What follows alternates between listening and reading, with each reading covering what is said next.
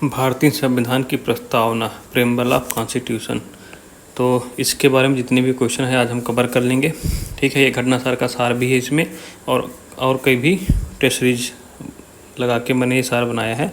आज हम सब कवर कर लेंगे, कोई भी क्वेश्चन प्रस्तावना से गलत नहीं होगा। सर्वप्रथम अमेरिकी संविधान में प्रस्तावना शामिल की गई थी। कहाँ पर प्रस्तावना शामिल की गई थी? सबसे पहले अमेरिकी संविधान में प्रस्तावना शामिल की गई थी। और प्रस्तावना है क्या? ये संविधान का सार है। प्रस्तावना क्या है? संविधान का सार है। और भारत में कैसे प्रस्तावना आई? तो जो नेहरू जी ने उद्देश्य प्रस्ताव दिया, पेश किया था कि संविधान हमारा कैसा होगा, उसी पर आधारित है ये भारत की प्रस्तावना। जो नेहरू जी ने उद्देश्य प्रस्ताव पारित दिया था, उसी पर आधारित है भारत के संविधान की प्रस्तावना। और इसके N.A.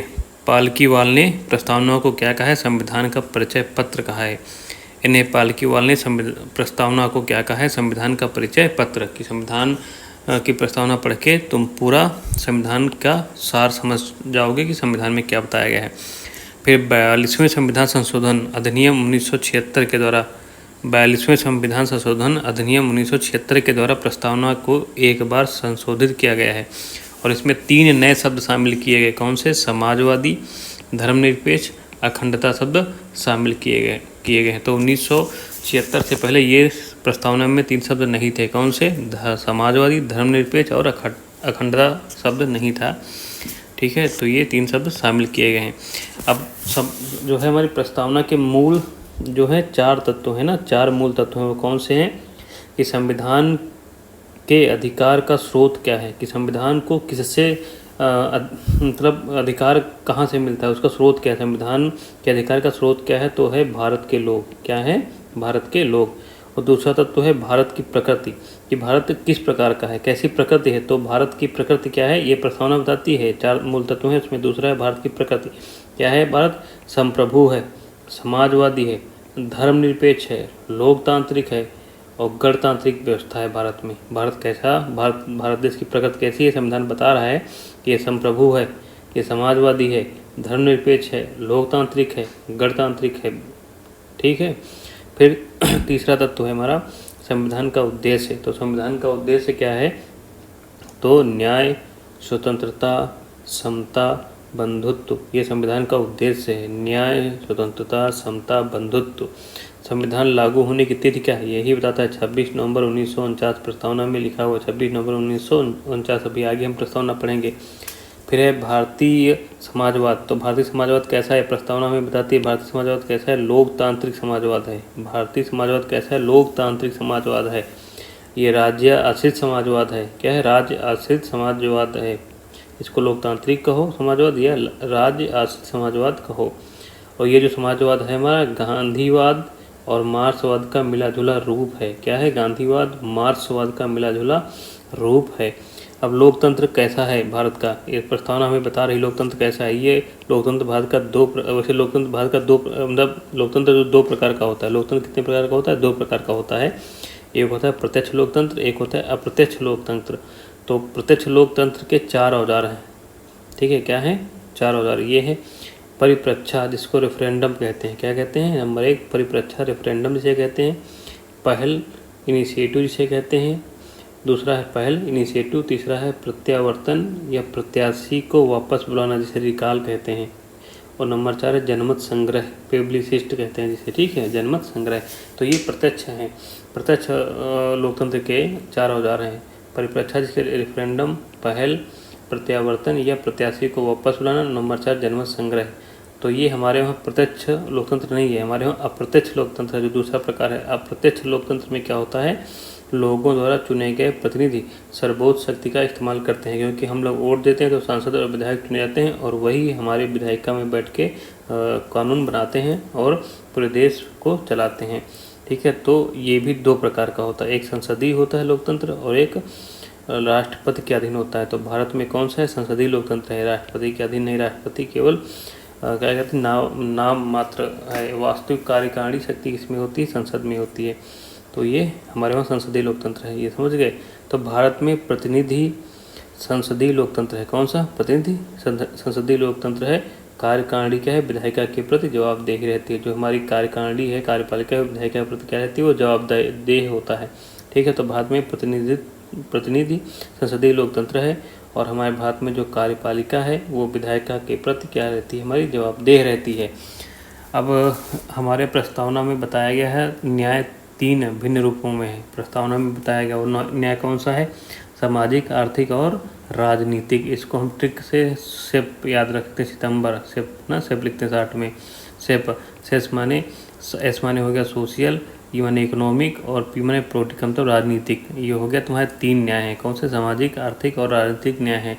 तो इनकी सुरक्षा मौलिक अधिकार व नीति निर्देशक सिद्धांतों के विभिन्न उपबंधों के द्वारा की जाती है। जो ये 3 न्याय हैं जो मतलब होने चाहिए भारत में, तो इनकी सुरक्षा कौन करता है, मौलिक अधिकार करते हैं, नीति निर्देशक तत्व करते हैं। और ये है, ठीक है, 1917 की रूसी क्रांति से लिए गए हैं तीनों न्याय। कहाँ से लिए गए हैं, 1917 की रूसी क्रांति से लिए गए हैं। फिर स्वतंत्रता क्या है, स्वतंत्रता तो प्रस्तावना हर व्यक्ति के लिए मौलिक अधिकारों के जरिए अभिव्यक्ति, विश्वास, धर्म और उपासना की स्वतंत्रता सुरक्षित करती है। जो प्रस्तावना है इसमें 4 प्रकार की स्वतंत्रता है। वो किसके जरिए मिलती है, मौलिक अधिकार जो है उन्हीं के जरिए मिलती है। वो कौन सी स्वतंत्रता है, अभिव्यक्ति की स्वतंत्रता, तुम्हें बोलने की स्वतंत्रता है, अपने मन के विचार व्यक्त करने की स्वतंत्रता है, अभिव्यक्ति। विश्वास, तुम किसी चीज़ पर भी विश्वास कर सकते हो, तुम कौन सा धर्म मानते हो ये तुम्हें स्वतंत्रता है। और तुम्हें उपासना की, तुम किसकी उपासना करोगे ये तुम्हें स्वतंत्रता है। तो 4 स्वतंत्रता है। तो प्रस्तावना में स्वतंत्रता, समता, बंधुत्व के आदर्शों को फ्रांस की क्रांति से लिया गया है। फ्रांस की क्रांति कब हुई थी, 1789 से 1799 में। तो फ्रांस की क्रांति से लिया गया है ये स्वतंत्रता, समता और बंधुत्व के आदर्शों को। ठीक है, फिर समता क्या है, समता के 3 आयाम हैं। राजनीतिक आयाम है, राजनीतिक हैं और नागरिक हैं और आर्थिक। तो प्रस्तावना में ही समता के 3 आयाम बताए गए हैं। कौन से, राजनीतिक, नागरिक और आर्थिक। बंधुत्व, प्रस्तावना में बंधुत्व के बारे में बताया गया। तो बंधुत्व कैसा होना चाहिए कि एकल नागरिकता से भाईचारे की भावना को बढ़ाना। एकल नागरिकता इसीलिए रखी गई है कि सभी के पास क्या है, भाईचारा बढ़े। क्योंकि हम भारत के नागरिक हैं, नहीं कि हम यूपी के नागरिक हैं, मध्य प्रदेश के नागरिक हैं। हमारे पास एकल नागरिकता है कि उस नागरिकता पूरे भारत में लागू होती है। ठीक है, और फिर दूसरी बात इसमें क्या, बंधुत्व के लिए 2 बातों को सुनिश्चित करना है। क्या करना है कि व्यक्ति का सम्मान हो और देश की एकता और अखंडता हो। ठीक है, व्यक्ति का सम्मान भी होना चाहिए और देश की एकता और अखंडता भी बनी रहनी चाहिए। ये 2 बातें हैं। फिर संविधान, ठीक है, संविधान के एक भाग के रूप में प्रस्तावना। ठीक है, तो अब संविधान का भाग है कि नहीं, इस पर बहुत बड़े बड़े केस हुए हैं। उसके बाद डिसाइड हुआ कि भाग है कि नहीं है। तो इसका एक ट्रिक है, बीरू नहीं, ठीक है, बीरू नहीं तुम नहीं ना, बीरू ना वो जो शोले वाला है, बीरू तो नहीं तुम नहीं। ठीक है, केशव को LIC ऑफ इंडिया का प्रस्ताव है मिला है, बीरू तुमको नहीं मिला है भाई, केशव को LIC ऑफ इंडिया का प्रस्ताव मिला है। तो जो बीरूबाड़ी जो केस हुआ था उसमें प्रस्तावना को संविधान का भाग नहीं बताया गया कि बीरूबाड़ी में सुप्रीम कोर्ट ने कहा कि प्रस्तावना संविधान का भाग नहीं है। लेकिन जो केशव आनंद भारती का जो केस हुआ उसमें ये बताया गया कि प्रस्तावना क्या है, संविधान का भाग है। प्रस्ताव मिला मतलब प्रस्तावना भाग है मतलब संविधान का भाग है। LIC ऑफ इंडिया में भी इसी बात को दोहराया गया। जो LIC ऑफ इंडिया का केस हुआ उसमें भी सुप्रीम कोर्ट ने यही कहा कि प्रस्तावना क्या है, संविधान का भाग है। ठीक, तो यही है। ये बेरूबाड़ी संघ मामला हुआ 1960 में। इसमें सुप्रीम कोर्ट ने कहा कि प्रस्तावना संविधान का भाग नहीं है। इसके बाद केशवानंद भारती मामला हुआ 1973 में। तो इसमें सुप्रीम कोर्ट ने कहा कि प्रस्तावना भाई इसका भाग है संविधान का। और ये LIC ऑफ इंडिया का मामला हुआ 1995 में। इसमें भी क्या है, प्रस्तावना संविधान का भाग है ये कहा गया। तो 2 तत्व महत्वपूर्ण है। 2 तत्व कौन से महत्वपूर्ण है कि प्रस्तावना, ये जो जितने भी ये केस हुए इनमें 2 तत्व भी निकल के आए। जो महत्वपूर्ण तत्व है वो तत्व क्या निकल के आए, सुप्रीम कोर्ट का कहना है कि प्रस्तावना ना विधायिका की शक्ति का स्रोत है और ना ही उसकी शक्तियों पर प्रतिबंध लगाती है। कि प्रस्तावना विधायिका, जो विधायक मतलब सांसद जो बैठते हैं विधायिका में, कि उनके शक्ति का स्रोत नहीं है और ना ही यह उनके शक्तियों पर प्रतिबंध लगाती है। विधायिका कोई भी नियम बना सकती है, बस उसका मूल ढांचा संविधान का ना बिगड़े। ठीक है, फिर यह गैर न्यायिक है। प्रस्तावना क्या है, गैर न्यायिक है। प्रस्तावना में जो लिखा है बंधुत्व, समता, स्वतंत्रता, इसके लिए आप मतलब कोर्ट नहीं जा सकते हैं कि नहीं हम प्रस्तावना में लिखा है ये होना ही चाहिए। प्रस्तावना तो एक विचार है, कुंजी है संविधान की। तो ये 2 तत्व हैं, ठीक है। फिर केवल एक बार, मतलब प्रस्तावना अभी तक कितनी बार, केवल एक बार 42वें संविधान संशोधन के 1976 द्वारा संशोधित की गई है। अभी प्रस्तावना केवल एक बार संशोधित हुई है। कौन से संशोधन अधिनियम से? 42वें संविधान संशोधन अधिनियम 1976 के द्वारा। और 3 नए शब्द जोड़े गए थे, वही समाजवादी, धर्मनिरपेक्ष और अखंडता, जो ऊपर हम ये बताए थे तुम्हारा, ठीक है। ये 3 शब्द जोड़े गए थे ना। केवल अभी तक प्रस्तावना एक बार ही संशोधित की गई है। अब अगला देख लेते हैं। अब कुछ मतलब जो प्रश्न आए हैं उनसे कुछ नई चीज़ें छांटी गई हैं। जैसे 26 जनवरी 1950 को भारत क्या था? क्योंकि 26 जनवरी 1950 को संशोधन तो हुआ नहीं था, उसमें अखंडता, समाजवाद, ये सब शब्द जुड़े नहीं थे, 3 शब्द जो थे तुम्हारे, ठीक है। तो क्या कहा? संपूर्ण प्रभुत्व संपन्न लोकतंत्रात्मक गणराज्य था, क्योंकि ये प्रश्न आ चुका है वहाँ पर, ठीक है। तो इसमें लोग समाजवाद जोड़ के या किसी में अखंडता जोड़ के दे दिया सब, तो वो विकल्प गलत हो गए, क्योंकि ये जो तीनों शब्द हैं, धर्मनिरपेक्ष और अखंडता, समाजवादी, ये 1976 में जोड़े गए। उसके पहले अगर पूछे कैसा था, तो जहाँ पर ये समाजवादी, अखंडता और धर्मनिरपेक्ष शब्द हो तो वो विकल्प हो जाएगा, गलत हो जाएगा। तो ये सही हुआ विकल्प, संपूर्ण प्रभुत्व संपन्न लोकतंत्रात्मक गणराज्य था। सही क्रम क्या है अगर संविधान में देखा जाए तो सही क्रम क्या है? सार्वभौम सत्ता संपन्न, समाजवादी, पंथनिरपेक्ष, लोकतांत्रिक, गणतंत्र। ये प्रस्तावना में शब्द लिखे हुए हैं कुछ, तो उनका सही क्रम ये है सार्वभौम, सत्ता संपन्न, समाजवादी, पंथनिरपेक्ष, लोकतंत्रात्मक, गणतंत्र। सभी व्यक्ति, अगला तीसरा बिंदु है कि सभी व्यक्ति पूर्णतः और समान रूप से मानव है, ठीक है। ये कौन सा सिद्धांत है? ये सार्वभौमिकता का सिद्धांत है। कौन सा? सार्वभौमिकता का सिद्धांत है। किस वाद में सुप्रीम कोर्ट ने ये धारणा प्रस्तुत की कि उद्देशिका संविधान का भाग है? ये धारणा प्रस्तुत की थी तो बम्बई बनाम यूनियन ऑफ इंडिया में। घटना चक्र का सवाल है, ठीक है। आर्थिक न्याय का उपबंध कहाँ पर है? उद्देशिका और डीपीएसपी में। मतलब आर्थिक न्याय का कहाँ है? आर्थिक तो न्याय है ही है उसमें संविधान में। उद्देशिका को भी प्रस्तावना ही बोलते हैं, प्रस्तावना को ही उद्देशिका कहते हैं। और डीपीएसपी मतलब नीति निषेध तत्व में भी आर्थिक न्याय का सिद्धांत है। तो भारत की प्रस्तावना ये है। ये मतलब जो क्वेश्चन थे अजीब लगे घटना चक्र के, तो हमने लिख लिया था उसका सार। उसके बाद ये देखो भारत की प्रस्तावना है, क्या कहता है भारत की प्रस्तावना?